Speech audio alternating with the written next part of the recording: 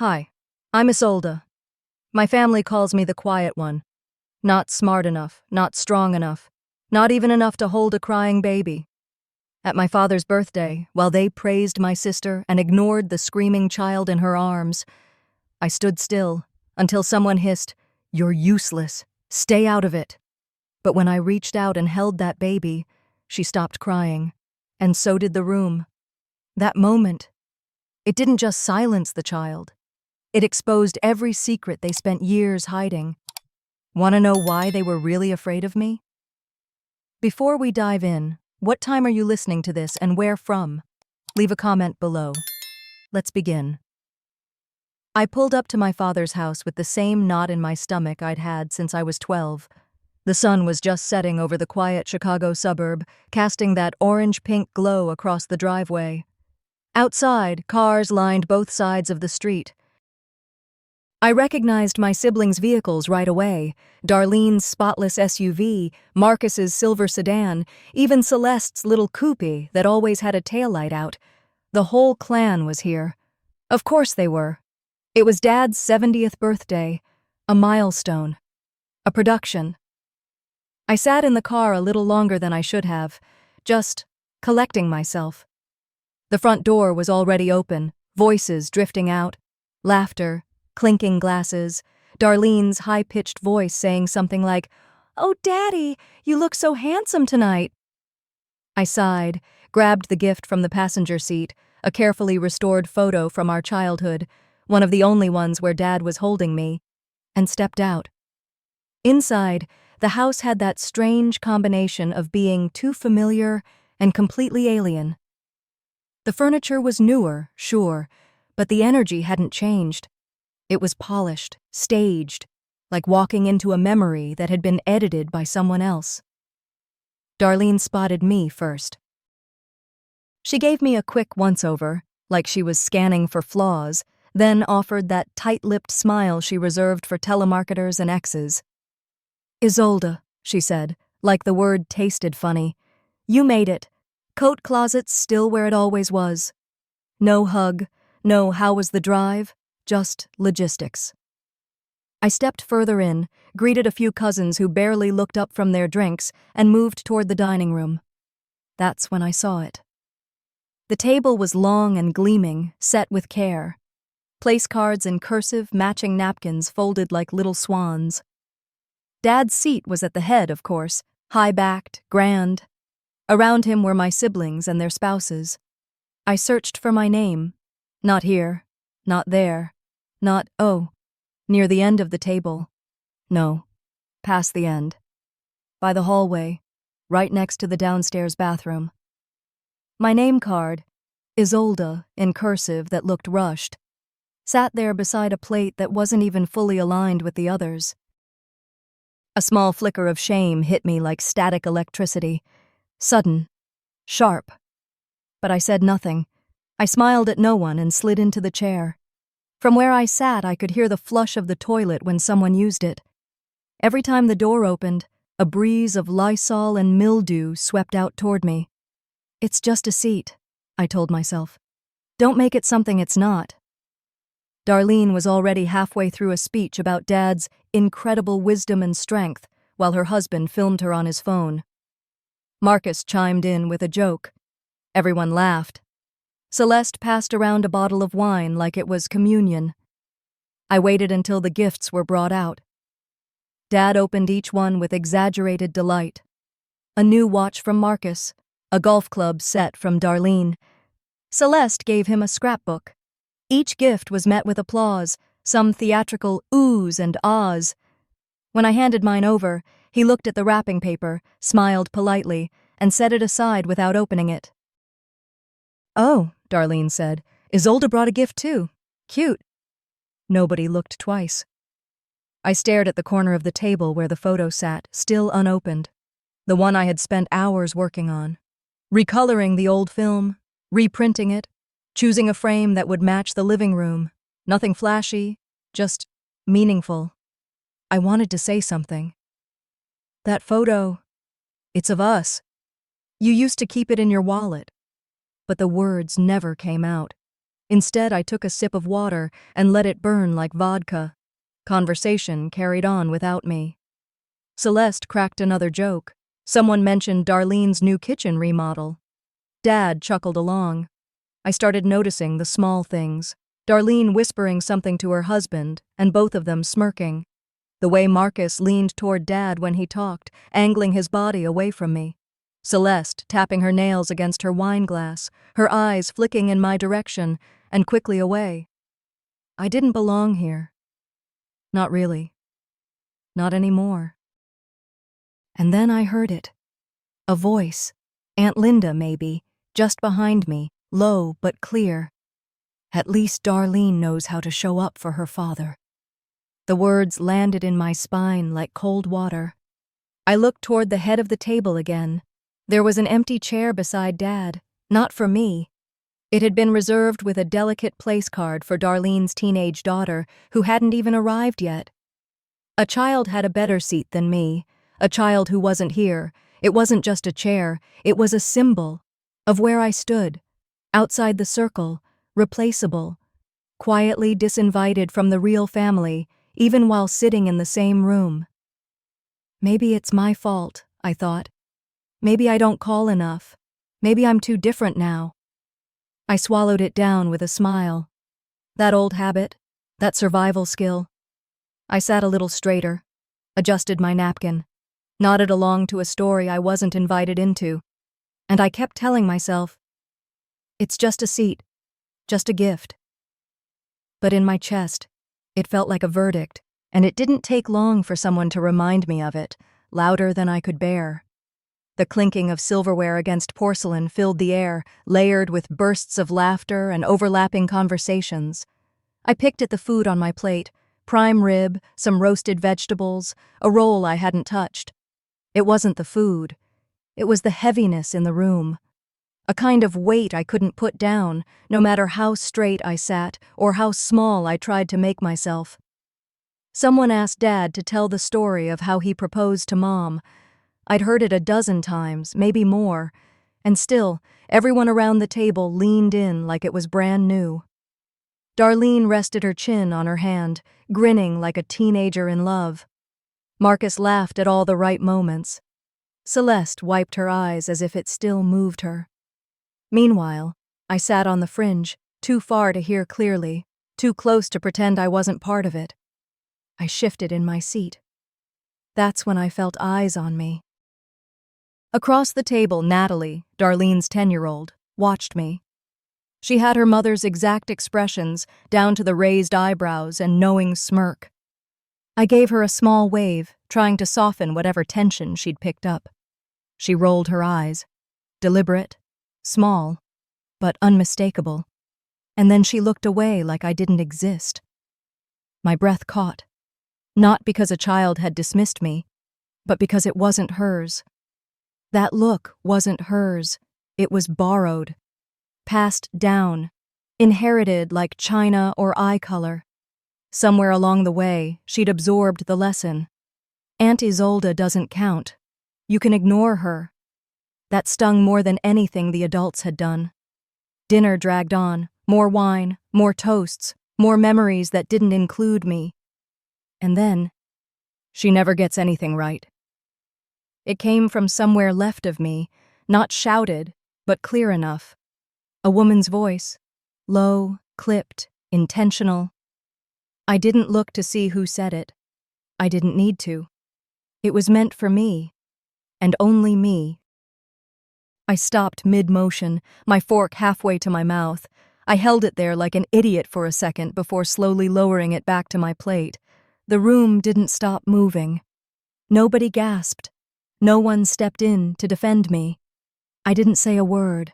I didn't even blink. But I felt something inside me fracture. It wasn't just cruel.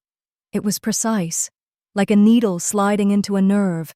Not loud enough for confrontation, just loud enough to be remembered. I glanced toward Dad. He was sipping his drink, eyes flicking toward the source of the comment. He'd heard. I know he had. The way his shoulders shifted slightly, how his gaze darted to his plate and stayed there. He could have said something. One word, even a look. But instead, nothing. He just kept chewing. That silence screamed louder than anything else, not because it was new, but because it was familiar. It wasn't the first time I'd been left to fend for myself, even in a room full of people wearing my last name. In that moment, I didn't feel unseen. I felt tolerated, a tolerated guest at my own father's birthday. My hands tightened around the napkin in my lap, twisting it until the fabric wrinkled. I caught myself and smoothed it out again, automatically, always smoothing, always swallowing. I looked around the table and saw the same pattern I'd always known. Darlene commanding attention, Marcus cracking jokes to stay safe, Celeste nodding too eagerly. They fit. They belonged. I didn't. And the worst part? They didn't care that I knew. Suddenly, I was 7 again, standing in the living room with a spelling bee ribbon in my hand, while everyone else clapped for Darlene's piano recital. I was 12, trying to show Dad a poem I wrote while Marcus showed him a basketball trophy. I was 16, watching as Celeste's birthday took over the same week as mine, and no one noticed. Every little dismissal, every quiet forgetfulness, every time my name was left off a list or my photo cropped at the edge of the family album, it all came rushing back like a flood with no mercy, and here I was, grown, accomplished in my own right, still in the same damn seat by the bathroom, with the same damn ache. I reached for my water, my hand trembling just enough to make me pause. Get through this, I told myself. Just get through tonight. I didn't trust my voice to speak, so I smiled again. That small, practiced smile, the one I'd worn at funerals and staff meetings and awkward brunches, but something was shifting beneath it. A slow burn. Not rage. Not yet. More like something waking up. I glanced down the table, saw my gift still unopened, still unnoticed. My eyes moved back to Dad, who was laughing at something Marcus said, and I felt it. Not jealousy, not even hurt. Resignation. But beneath that, something else. Something rawer. It wasn't the first time I'd been erased. But that night, it felt like the beginning of something I couldn't ignore anymore. Because sometimes the past doesn't stay buried. It comes rushing back when you least want it. The room dimmed just slightly as the candles on the long dining table flickered to life. Someone had lowered the lights, maybe to make it feel more elegant, or maybe to hide the tension that had started to simmer beneath the surface. "All right, everyone," Darlene said, standing with a practiced grace, raising her glass just high enough to draw attention. "If I could have your ears for just a moment." Immediately, voices quieted. Forks stopped mid-motion. All eyes turned to her like she was the bride at her own wedding. The candlelight hit her just right, her gold earrings catching every flicker. She looked like she'd rehearsed this, like she always did. "Dad," she began, her voice warm, confident, full of that well-worn charm she'd been perfecting since grade school. "You've been our anchor, our compass, our quiet hero. You've taught us strength, dignity, and what it means to show up for your family." I already felt myself shrinking. "Some people talk about family loyalty," she continued, "but you live it, and I hope I carry even a small piece of that in me." Dad beamed. Not smiled. Beamed, the kind of expression he only ever reserved for her. A smile soaked in pride and comfort, like everything he'd ever worked for had just been validated by her words. He lifted his own glass. "That's my Darlene. She's always been the one who keeps this family grounded. She carries our spirit." The words landed like a punch I should have seen coming. The others toasted, glasses clinking around the table like a chorus of approval. I lifted mine too, barely. No one looked to see if I was smiling. No one needed me to be part of the moment. I was just background noise to their spotlight. The applause stretched longer than it should have. I stared at the flame in front of me, letting my vision blur. That's when it happened, like a ghost dragging a chain through my memory. Senior year. High school auditorium. the air heavy with sweat, nerves, and cologne. I'd won a scholarship for creative writing, $2,000. It wasn't Ivy League money, but it was mine. My name had been called, my face projected on the screen. I'd walked on stage with shaking hands. Afterward, we stood outside for photos. I'd expected a hug from Dad, maybe even a good job. Instead, he clapped Darlene on the back and said, "Your sister wouldn't have gotten here without your support. You must be proud." Support? She hadn't even read my work. That moment, faint as it had been, never left me. He'd managed to turn my win into her story. And here we were, again. The sound of people clapping snapped me back to the present. Darlene was sitting again, still glowing, still surrounded by adoration. I forced a swallow, felt my fingers curl tightly around the base of my wine glass. I imagined standing up. Just once, saying, "You know, I'm here too." Maybe louder, maybe more raw, maybe demanding to be seen. But I didn't. I didn't move, didn't breathe too deep. The only thing that stirred was my hand, trembling slightly, as if even it had had enough of my restraint.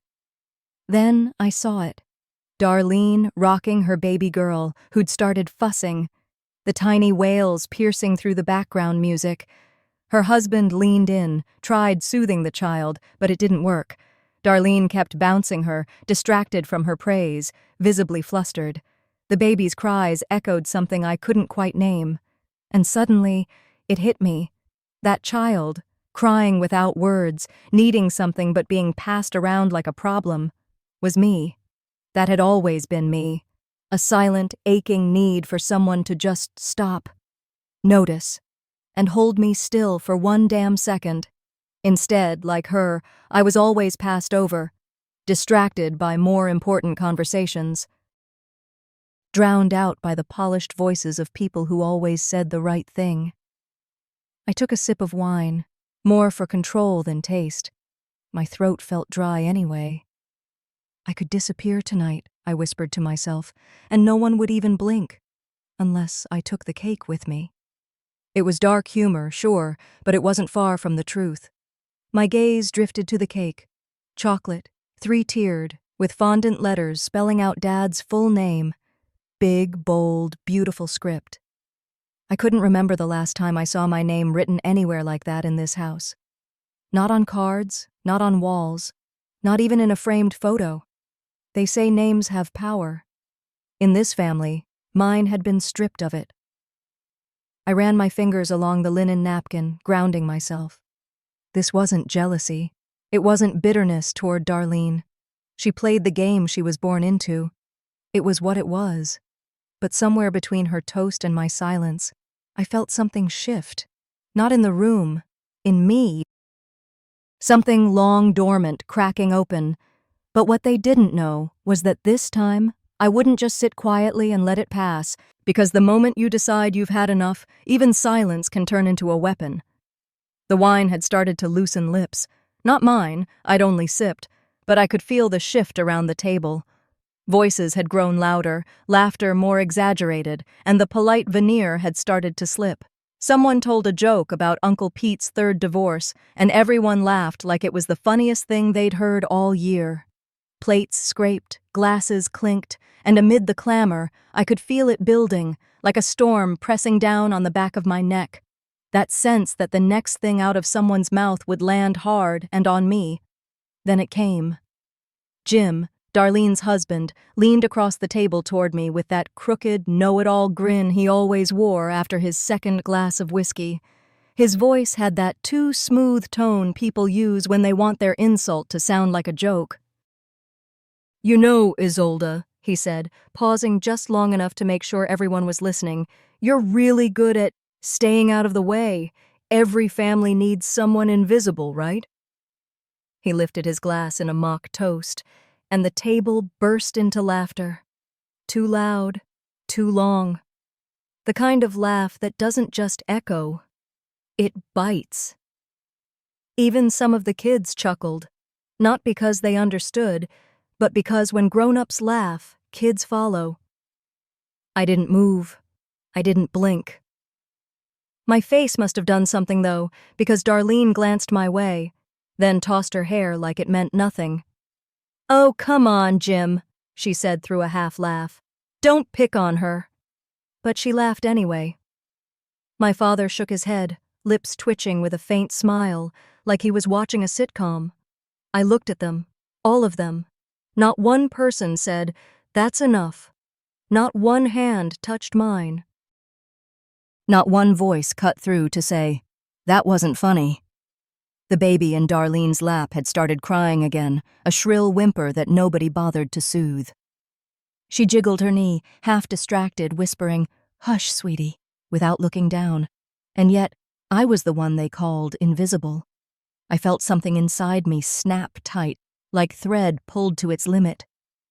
My fingers curled under the table, fisting the cloth napkin in my lap so tightly that I could feel my nails dig into the fabric. The muscle in my jaw pulsed. The words were right there. I could have stood. Could have said, "Funny how you all love to mock someone you barely acknowledge exists." Could have shoved my chair back and let it screech across the floor, commanding attention for once. Could have told them exactly what I thought of their smug little smiles and polished lies. But I didn't. Not yet. I breathed in through my nose, slow, held it, let it burn. Because if I spoke now, right then, it would be too easy for them to paint me as emotional, bitter, overreacting, the classic script they'd rehearsed so well. Let them think I was still the quiet one, let them laugh. They didn't realize I wasn't swallowing shame anymore. I was sharpening it. When I finally did speak, I wanted their own words to be the rope. So I let the room roll on without me. Let their laughter bounce off the walls, let the wine keep flowing, let Darlene toss another one-liner about how Isolde always was the artsy one, kind of lost in her own world. This time I met her eyes. She didn't expect that. There was something about the way I looked at her, still calm but solid, that made her falter. She smiled, but it slipped. Just for a second, like something in her gut caught up. I didn't break eye contact. Didn't flinch when Jim raised another glass and added, "Hey, I mean it. You've got a gift for disappearing, Isolde." "It's impressive." The laughter started again, but this time there was an edge of uncertainty in it. I leaned in, voice low, not loud enough for the room, but enough for her. "Keep pushing," I murmured. "You'll see." She blinked. Not fear, not guilt, but something shifted. A crack. And maybe, for the first time, she realized I wasn't just sitting there taking it. I wasn't the same girl who'd let everyone rewrite my story while I waited to be acknowledged. I was watching now, waiting, calculating. And so, I let them laugh, not knowing every chuckle was sharpening the blade I would use later. But the night wasn't done, because soon I was forced to speak. The dinner had stretched into that long, hazy part of the evening when the wine glasses are never empty and the air feels heavy with everything unspoken. Candles had burned low, dripping wax onto their holders. Someone had put on soft music in the background, but it did nothing to drown out the low rumble of conversation and the occasional burst of laughter. I had slipped further into my chair, not because I was tired, but because every passing minute felt like it added a new layer of weight on my shoulders. Around me, plates had been cleared. Dessert had been brought out, slices of cake served with small scoops of melting ice cream. Darlene's baby had finally dozed off, a faint whimper here and there, her head drooping onto her mother's arm. I held my glass but didn't drink. I just watched as Uncle Ray, my father's older brother, red-faced from too many refills, stood up and tapped his spoon against his glass with the sloppy enthusiasm of someone who thinks they're still charming when they're clearly drunk. "Let's have a toast," he announced, voice booming across the table. "To my baby brother, 70 years young, the heart of this family." Everyone cheered, glasses raised. I did too, out of reflex. Ray grinned. "And to this family, our shining stars." He started naming names. To Darlene, the organizer, always keeping us in line. To Jim, the man with the jokes. To sweet little Emma, our future. He gestured vaguely at the table, his voice sliding over each name like butter on toast. I waited. "And let's not forget Isolde," he added with a wobbling chuckle. "Who? Well," he looked at me as if he'd never seen me before. "What does she do again?" The room erupted in uneasy laughter. It wasn't the kind of laughter that bursts out naturally. It was the kind that starts in a few throats, spreads because people don't know what else to do. A jittery, nervous sound that filled every inch of the dining room. I felt it like a slap. Not a new slap, a familiar one. But this time it landed different. This time, it wasn't just a joke. They'd made me invisible in front of my father's oldest friends, in front of the whole family. It felt final, like the last stroke of an eraser. I set my glass down carefully. My hand was shaking, but my voice, when it came, wasn't. "I do more than you think," I said. Clear, steady, maybe more than you'll ever know. The sound cut through the laughter like a snapped string. Ray blinked, confused. Someone's fork hit their plate with a clatter. The laughter faltered, then stopped. For a beat, all you could hear was the faint hum of the refrigerator and the baby's sleepy sigh. I felt every eye on me, like spotlights. Dad shifted in his seat, tugged at his collar. Darlene's expression hardened, her mouth twitching with something between a warning and a smirk. Jim muttered under his breath, "Oh, she's sensitive tonight." But nobody laughed this time. They looked down at their plates. They reached for their drinks. They shifted in their chairs. They glanced at each other, then at me, like maybe they were seeing me for the first time and weren't sure what to do with it. Inside, something settled. Not anger exactly, but clarity. I'd cracked their wall. I didn't raise my voice. I didn't cry. I didn't plead. I just let the silence stretch, filling the room with all the things I'd never said. Then I picked up my glass again, lifted it slightly. My eyes went to my father. "To you, Dad," I said, softer now, respectful, measured. "For everything you've built." He nodded, looking almost relieved. "But sometimes," I added, letting my words hang in the air like slow-falling ash, "the quietest ones hold the loudest truths." I held his gaze until he looked away. Eyes darted across the table. Whispers rippled. Someone cleared their throat. The tension coiled tighter, like a rope being pulled from both ends. Darlene's smile didn't reach her eyes. Ray sank back into his seat, muttering something to himself. And I sat there, glass in hand, feeling my pulse steady. That night, I knew my silence was gone. From here on, every word was a blade. Darlene, of course, couldn't resist striking back first. She let her silence hang for just a beat longer than needed, long enough to make it feel intentional. Then, with a smile that looked like it had been practiced in front of a mirror, she lifted her glass and rose slightly from her chair. "To Isolde," she began, her voice light, polished. "Always so mysterious about what she does. But hey, every family needs its free spirit, right?" The words were syrupy sweet, but the poison was unmistakable. A few people chuckled, nervously. Others didn't know whether to laugh or stay still. My Aunt Carol gave a tight, awkward smile, glancing at me as if to silently say, "I'm not with her." I didn't look away. Darlene took a delicate sip from her glass and sat back, crossing her legs slowly like a woman completely in control, like a woman who believed she had just restored order to the room. In that moment, I felt something shift, not in the room, but inside me. Not rage, not shame. It's something quieter, heavier, betrayal. It wasn't that I expected Darlene to praise me or even defend me. I'd stopped hoping for that kind of grace a long time ago, but to be dismissed in front of everyone, reduced to some whimsical outsider who never really fit, that hurt.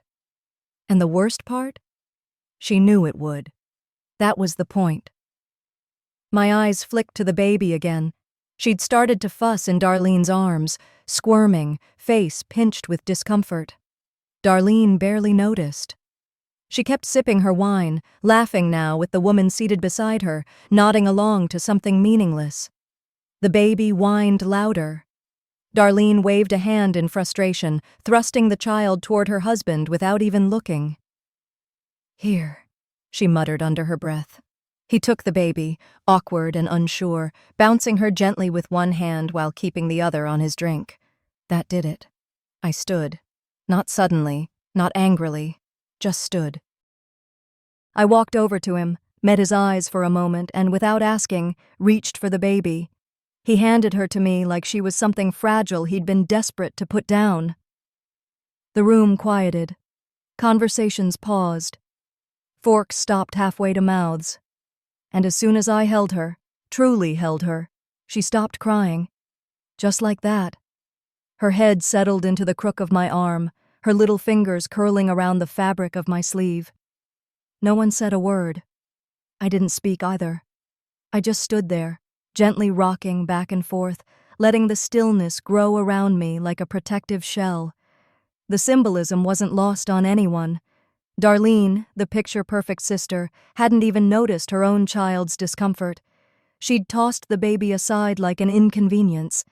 And me, the so-called mystery, the free spirit, the one they never bothered to understand, had soothed her with nothing more than presence. My father stared, glass mid-air, unmoving. Darlene's face went stiff.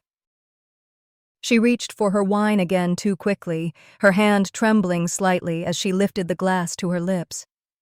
"You think this proves something?" she said, not loudly, but loud enough. My eyes met hers. I didn't reply. Behind me, someone whispered, "Well, that's interesting." Someone else coughed to cover the tension. A chair creaked. Ice clinked against glass. My brother-in-law muttered, "Must have been a lucky guess." But it wasn't luck. And we all knew it. The baby in my arms shifted slightly, letting out a small sigh. Her cheek pressed to my chest, peaceful now. I held her close, feeling her tiny heartbeat, her warmth. I didn't gloat. I didn't speak. I let the silence do the work. Because sometimes silence isn't empty. It's loaded. For years, I'd swallowed every comment, every jab, every time they spoke over me or around me like I wasn't even in the room. But not tonight. Not anymore. They wanted to mock me, erase me, turn me into some quirky background figure in their narrative. But here I was, the only one in the room actually seeing, actually hearing, actually holding what mattered. I felt a calm power rising in me, not the dramatic fire and brimstone kind, not vengeance, conviction. That night, I didn't need to yell. I didn't need to throw a scene. I just needed to show them the truth. And the truth was simple. I was not the one who had been blind all these years. They were. I slowly returned to my seat with the baby still asleep in my arms. No one tried to stop me. No one spoke. They watched in silence as I settled back in, my hand resting gently on the child's back, my eyes sweeping across the table.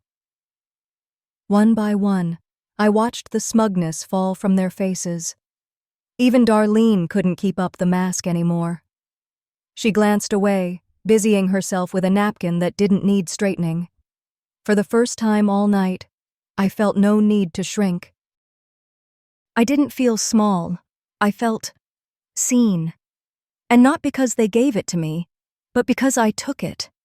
Inside, I whispered to myself, next time, I won't just hold their silence. I'll speak the truth. And in that silence, they realized I wasn't done yet. Darlene's fury only grew, and she was about to go too far. The silence in the room was still holding when it cracked. It wasn't someone's voice or a cough this time. It was the sharp sound of glass slamming against wood. Darlene had dropped her wine glass so forcefully onto the table that a hairline fracture split through the stem. The glass didn't shatter entirely, but it wobbled, threatening to spill, and the message behind it was louder than any scream. "Don't act like holding a baby makes you important," she snapped. Gasps flickered around the table like sparks. Some guests leaned back slightly, startled by the venom in her voice. Others froze with their forks halfway to their mouths, unsure what to do with the hostility now sitting right in the center of the table, uninvited but undeniably present. I didn't flinch. The baby in my arms stirred but didn't cry. Somehow, she stayed peaceful, breathing softly against my chest, like the storm didn't touch her. Darlene leaned in. Her voice sharpened as she said, "You've always been jealous, Isolde. Always hiding, always the weak one, letting people walk all over you and then playing the victim when no one claps." The words were intended to humiliate, to bring me back down into the corner of the room where I was supposed to stay quiet, invisible, forgettable. But I stayed upright. I felt no urge to defend myself with a raised voice or cutting insults. That's how they played. That's how they controlled the room, volume and performance. I didn't need that anymore. Still holding the baby, I rose slowly from my seat. The chair made the faintest scrape on the floor, but even that sounded deliberate. I looked directly at Darlene, calmly, steadily. "Weak?" I said, my voice low but clear. "Look around. You're the one unraveling, while I'm holding the only thing in this room that matters." That landed. The room didn't just go quiet. It felt like it stopped breathing. My father looked like he wanted to say something, but all he managed was a whisper. "Enough, Darlene." Too soft. As usual, he didn't follow through. Never did.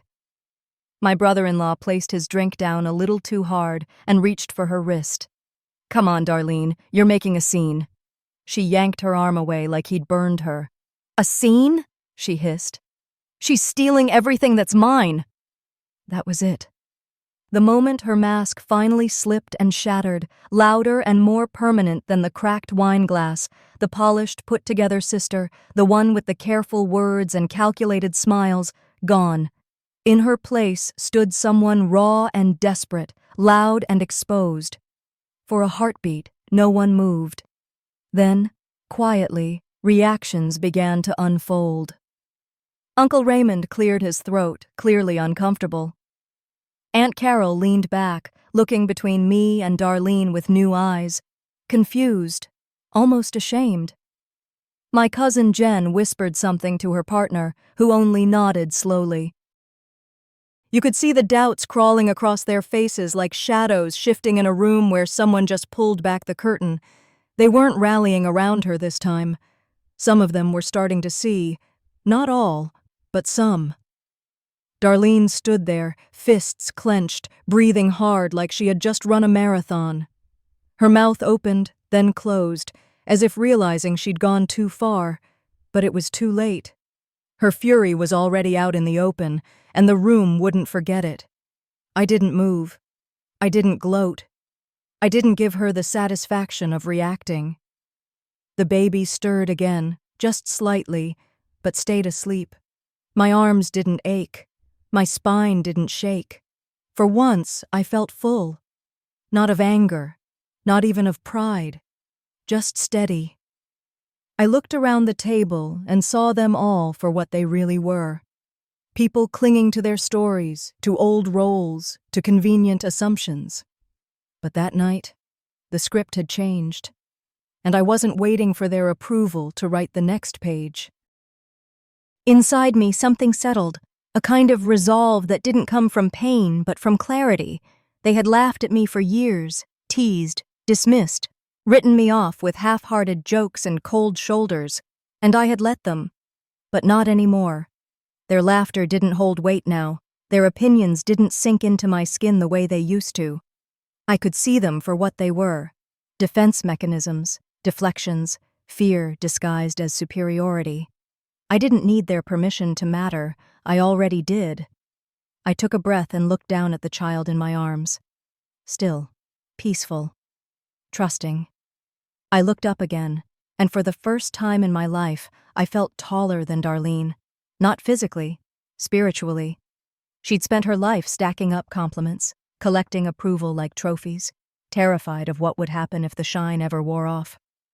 And now it was wearing off, fast. The birthday party, I thought to myself, was no longer about my father. It had become something else entirely. It was the battleground for the truth. I gently handed the baby back to her father. His arms stiffened around her, unsure, almost guilty. She squirmed for a moment, then settled again, like she already knew the room had changed and the center of gravity had shifted. I smoothed the front of my dress, took a quiet breath, and reached into my purse. My fingers found the envelope without needing to look. When I pulled it out, the room reacted before I said a word. Even the soft clinks of silverware, which had been nervously scraping plates seconds ago, stopped cold. The paper made a whisper as I unsealed it. A sound so small, yet louder than the wine glass Darlene had nearly shattered minutes earlier. I unfolded the documents carefully, deliberately. There was no need for drama. The truth had its own weight, its own. "Every contract you brag about," I began, my voice calm, low, but clear.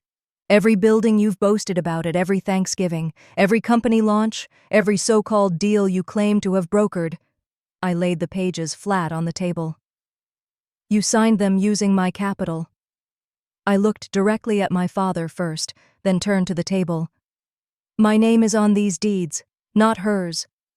Gasps echoed like something dropped into still water. Darlene didn't make a sound. Her face, for once, didn't move, not even to fake a smile. I could see the blood draining from Dad's face. He blinked slowly, like he was trying to comprehend a language he'd never learned. One where I wasn't the disappointment, the afterthought, the one always standing just outside the light. Darlene, on the other hand, couldn't stay quiet for long. "That's a lie!" she barked, standing now, hands planted firmly on the table like she might launch herself across it. "She forged them. This is a setup." "None of this is real!" She looked around the table, but no one moved, no one nodded, no one backed her up. I stayed still, not rising to her volume. "Say that under oath," I said evenly, "and let's see what happens." That did it. She froze, not in fear exactly, but in calculation. Her mouth opened, then closed again. The tremor in her hands gave her away. She knew. Deep down, she knew the game was up. My brother-in-law started to rise from his seat, muttering something under his breath as he reached toward the documents, likely out of reflex more than sense. I stepped back slightly, keeping the folder close. "These aren't copies," I said, meeting his eyes. "They're originals. You try to tear them and you'll shred your own safety net. And hers." I could see it in him, the way his shoulders dropped, the way he looked at Darlene now, like something had cracked between them. Maybe for the first time, he wondered what else she'd twisted, what else she had lied about. Guests began murmuring, low, anxious whispers bouncing from seat to seat. Some stared at me, others turned to Darlene. The confusion and discomfort were spreading fast. But underneath it all, there was something else beginning to stir. Recognition. My father opened his mouth. Nothing came out. He tried again, voice gravelly. "Isolde." He didn't finish the sentence, didn't say thank you, didn't say sorry, didn't defend her, didn't deny me. His silence, after years of shouting, lecturing, dismissing, meant more than any apology ever could. He was no longer the towering figure in the room. That power, his authority, hung limp in the air now, visible but untouchable. And for the first time, people saw what I'd always known. The golden daughter had been a projection, an illusion, and the one they'd labeled invisible? She had been the foundation holding it all together. I gathered the documents back into the envelope with care and precision. I didn't smile. I didn't cry. I didn't need to. "This isn't revenge," I said, voice even. "It's truth. That's all it is." I tucked the envelope back into my purse, And I'm done being invisible. I looked around one last time. Every eye in the room on me now, but not with pity or confusion or dismissal, just clarity, the kind that only comes when fog finally lifts. That night, the party didn't end in cake or song.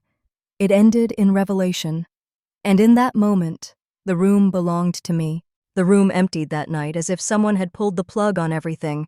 No dramatic exits, just quiet chairs scraping against the floor, eyes avoiding mine, and a few murmured goodnights that sounded more like confessions.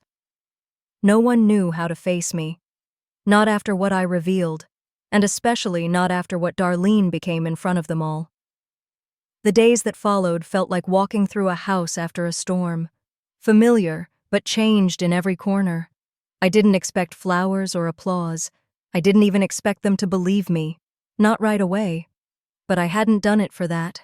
I'd done it for clarity. And clarity doesn't wait for applause. The phone stopped ringing. No texts, no check-ins. The usual buzz of messages from cousins sharing photos or talking about Sunday dinner simply evaporated. It was as if I'd flipped the table, and no one knew how to put the dishes back. Dad didn't call, either. But I knew he'd heard every word that night. I saw it in the way he looked at me just before I left. He didn't yell, he didn't pull me aside, he didn't say anything at all, but for the first time in my life, his silence wasn't rejection. It was recognition. I didn't chase any of it. I went back to my routine. Work, grocery runs, the usual quiet corners of my life that I had made mine long ago. But the silence I lived in now felt different. It wasn't that hollow absence I used to fill with doubt and overthinking. It was a space I chose, a peace I had earned. Word began to spread, but not from me. One of my cousins who'd stayed late that night apparently started whispering to another about what really happened. That turned into another conversation. Then another.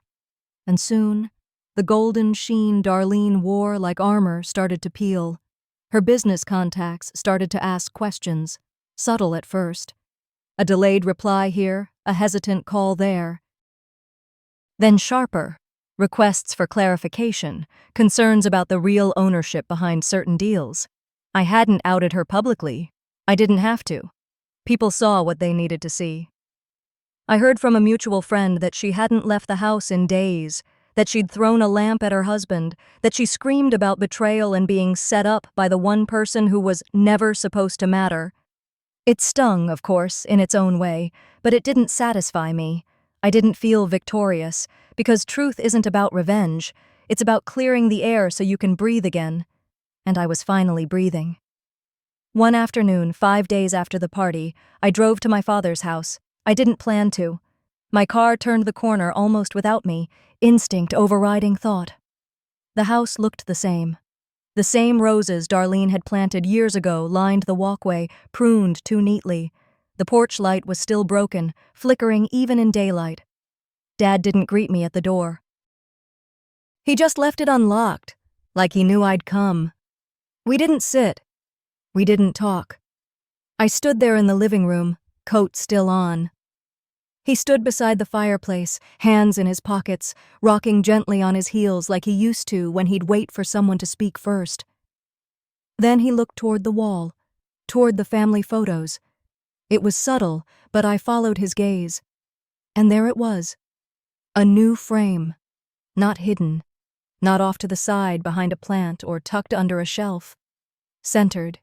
Eye level. It was a photo of me, taken years ago. Probably one of the few he had. I was standing alone in a garden somewhere, wind in my hair, not looking at the camera. Peaceful. Grounded. He didn't say a word about it. He didn't need to. I stared at it longer than I meant to. It didn't undo anything. It didn't erase the years I spent trying to be seen, trying to earn a seat at a table where I was always handed scraps. But it meant something. I nodded slightly, turned to leave. "Drive safe," he muttered just as I reached the door. It was small, clumsy, but it was something. I spent that evening sitting by the window, rocking gently in the chair I'd inherited from my grandmother, the one Darlene always called that old thing. I ran my fingers along the worn armrests, remembering the baby's weight in my arms just days earlier, the only one who'd felt safe with me in that whole room. That memory grounded me, not the anger, not the pain, not even the victory, just that moment of peace, of quiet power. And I whispered to myself more gently than ever before, the silence wasn't my weakness. It was my strength all along.